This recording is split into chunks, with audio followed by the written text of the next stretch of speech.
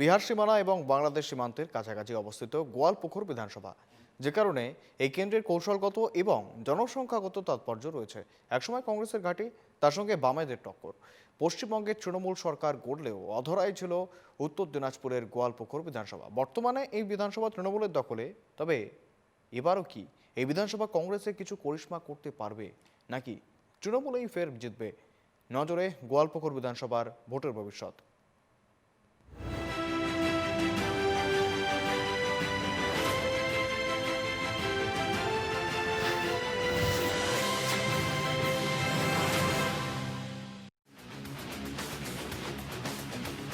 ভারত বাংলাদেশ সীমান্ত সংলগ্ন এলাকার বিধানসভা কেন্দ্র উত্তর দিনাজপুরের গোয়ালপুকুর। একদিকে বিহার সীমানাও রয়েছে, ফলে বাংলার পাশাপাশি হিন্দি এবং উর্দু ভাষারও প্রভাব রয়েছে এই এলাকায়। গোয়ালপুকুর বিধানসভার মোট ভোটারের 70 থেকে 80% সংখ্যালঘু মুসলিম সম্প্রদায়ের। বাকি হিন্দু, সাঁওতালি সহ অন্য ধর্মাবলম্বী মানুষের বসবাস। একসময় কংগ্রেস বামেদের জেতা আসন গোয়ালপুকুর। 2011 সালে পালাবদলের সময়ও কংগ্রেসের প্রতীকে জিতেছিলেন মোহাম্মদ গোলাম রব্বানী।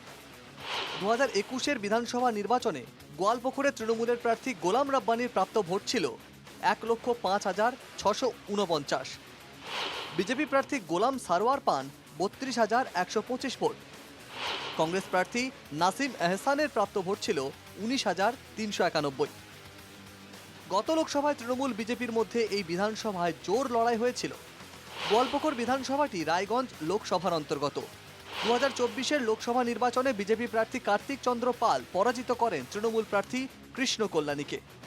তবে লোকসভার নিরিখে গোয়ালপুকুর বিধানসভায় মাত্র 666 ভোটে এগিয়ে তৃণমূল। 2026-এর ভোটের আগে অধিকাংশ ভোটারই তৃণমূল সরকারকেই চাইছেন।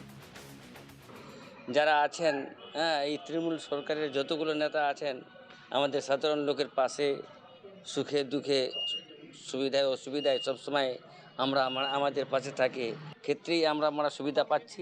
এই জন্য আমরা এখানে কোনো অন্য পার্টিকে চাই না। মনে তো হয় যে মানে মমতাই হবে, কেন ও কি না করেছে, সব দিচ্ছে, লক্ষ্মী ভাণ্ডার দিচ্ছে, আর মানে কন্যাশ্রী দিচ্ছে, রূপেশ্বরী দিচ্ছে, সব দিচ্ছে। তৃণমূল বিধায়ককে পাশে পান বলছেন ভোটারদের একাংশ। কাজ তো খুব ভালো আছে, বাড়িতে ঘর দিয়ে দিল গরিবকে, আর রোড ঘাট একদম ভালো করে কাজ করছে, আর লোকগুলা খুব চাচ্ছে ওকে, লোকের দেখভাল করছে, লোককে করছে, কোনো করা মুসিবত হলে গরিবকে দেখভাল করে। খুব বুঝতে পারছি যে পশ্চিমবাংলার উন্নয়নে মমতা ব্যানার্জির খুব একটা অবদান আছে। অনেকগুলো প্রকল্প উনি করেছেন, এবং শান্তি বাংলা, শান্তি মমতা, এইভাবে আমি মনে করছি যে ভোটটা বেশিরভাগই এখানকার যারা যে মন্ত্রী কতটা কাজ করছে। হ্যাঁ, উনি তো গ্রামে গ্রামে গিয়ে কাজ করে, গ্রামের প্রতিটা অংশে রাস্তাঘাট এবং সাধারণ মানুষের পাশের কাছে থাকে। কোনো জাতপাত এগুলোর এখানে নাই। আর আমাদের এখানকার যে কনস্টিটিউয়েন্সি আছে, এখানকার কনস্টিটিউয়েন্সিতে তৃণমূলেই বেশিরভাগ। নতুন ভোটারদের দাবি কর্মসংস্থান, পরিবর্তনও চাইছেন। লক্ষ্মীর ভাণ্ডার নয়, চাকরির দাবি মহিলা ভোটারদের একাংশের। এই যেহেতু আমরা নতুন প্রজন্ম, এখন আমরা পড়াশোনা শেষ করেছি, এখন আমাদের তো কিছু ইনকাম দরকার, চাকরি দরকার। তো আশেপাশে কিছুই হচ্ছে না, না চাকরি হচ্ছে না কিছুই হচ্ছে, উন্নয়ন কই হচ্ছে। আশেপাশে দেখতে পাচ্ছি না, হাজার হাজার বেকার বসে আছে, এদিকে ভ্যাকান্সি অফিসে খালি আছে। তো যারা বেকারত্ব ফিল করতে পারছে তাদের জন্য চাকরি, ইনকাম, যারা নতুন প্রজন্ম আছে তাদেরকে একটাই কথা বলবো যে চেঞ্জ হওয়া দরকার। চালের দাম, গ্যাসের দাম এইটা যদি একটু কম হয়, লক্ষ্মীর ভাণ্ডারের ওটা দরকার হয় না, আমাদের দরকার। তাহলে কি দরকার? আমাদের ছেলে মেয়েদের চাকরি। বর্তমান মন্ত্রী, এমপি, বিভিন্ন রকমের নেতা যে কর্মী আছে এখানে বেশিরভাগই মানে তারা যে কাজগুলো করে সেগুলো নিজের স্বার্থের জন্যই করে এবং আত্মসাৎ করে, যা জনগণের জন্য খুবই দুঃখজনক বিষয়। যাতে পরিস্থিতি ভালো হয় এবং সবাই চাকরিজীবী বা বিভিন্ন রকম পেশায় যারা যে কাজে আছে সঠিক, সুন্দর এবং শান্তির বার্তাটাই আমি চাই। গোয়ালপুকুরে উন্নয়ন হয়নি বলেও দাবি একাংশে। কতটা উন্নয়ন হয়েছে? বিজেপি হয়ে যাবে। উন্নয়ন কতটা হয়েছে? উন্নয়ন সেরকম হয় নাই, কিছু অল্প। কিরকম উন্নয়ন চাই? রাস্তাঘাট, স্কুল কলেজ সব কিছুই দরকার। চাকরি, ভালো একটা হাসপাতালও নাই। যে পরিবর্তনের দোহাই দিয়ে এরা ক্ষমতায় আসছে, গোয়ালপুকুরে তার উল্টো হয়েছে। অন্য কোন জায়গায় কিছু হয়েছে কি না তা আমি জানি না। গোয়ালপুকুরে উল্টো হয়েছে মানে কি, গোয়ালপুকুরের রাস্তাঘাট কিছু নাই, এদের আমলে একটা স্কুল কলেজ হয় নাই। তারপরে গোয়ালপুকুরে একটা চামড়ার কারখানা হচ্ছিল, সেটাও কৌশল করে এরা অন্য জায়গায় নিয়ে গেল। পুকুর যে পিছিয়ে পড়া এরিয়া এখনও আরও বেশি পিছিয়ে চলে গেছে। 2016 সালে তৃণমূলের প্রতীকে বিধায়ক হন গোলাম রাব্বানী। 2021-এর বিধানসভাতেও জেতেন তিনি। বর্তমানে পশ্চিমবঙ্গের অচিরাচরিত শক্তি দপ্তরের মন্ত্রী, 3 বারের বিধায়ক গোলাম রাব্বানী। স্থানীয় বিজেপি নেতৃত্ব এবং সিপিএমের দাবি এলাকায় উন্নয়ন হয়নি। দেখুন, গোয়ালপুকুরে কোনো উন্নয়ন হয়নি, টিএমসি কোনো উন্নয়ন করেনি, বরঞ্চ যেখানে সেখানে গুন্ডাগর্দি এবং অন্যান্য অত্যাচার চলছে।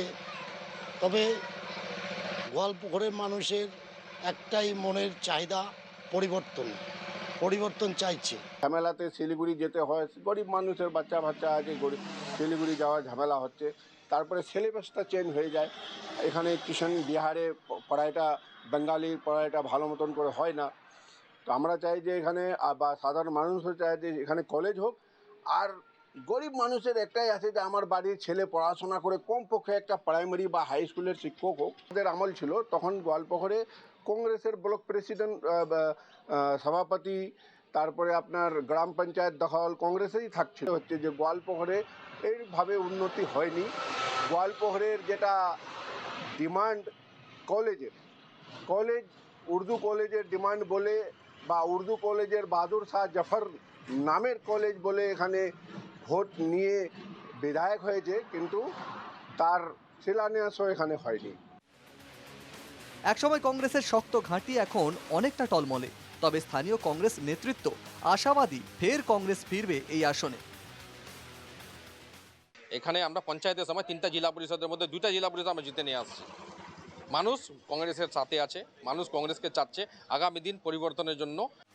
যদিও স্থানীয় তৃণমূল নেতৃত্ব আশাবাদী ফের জিতবে তৃণমূলই। গোয়ালপুরে কোনো প্রভাব পড়বে না।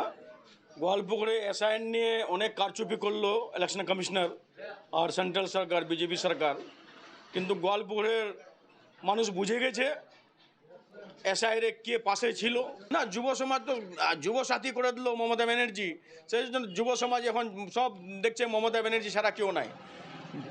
যুব সাথী করে মমতা ব্যানার্জি বার্তা দিয়ে দিয়েছে যে যুবর সঙ্গে মমতা ব্যানার্জি আছে, মহিলার সঙ্গে মমতা ব্যানার্জি আছে, কৃষকের সঙ্গে মমতা ব্যানার্জি আছে।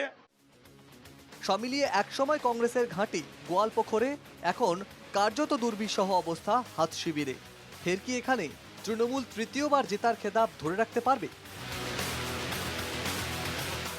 উত্তর দিনাজপুরের গোয়ালপুকুর থেকে দেবব্রত চক্রবর্তী রিপোর্ট, NKTV বাংলা।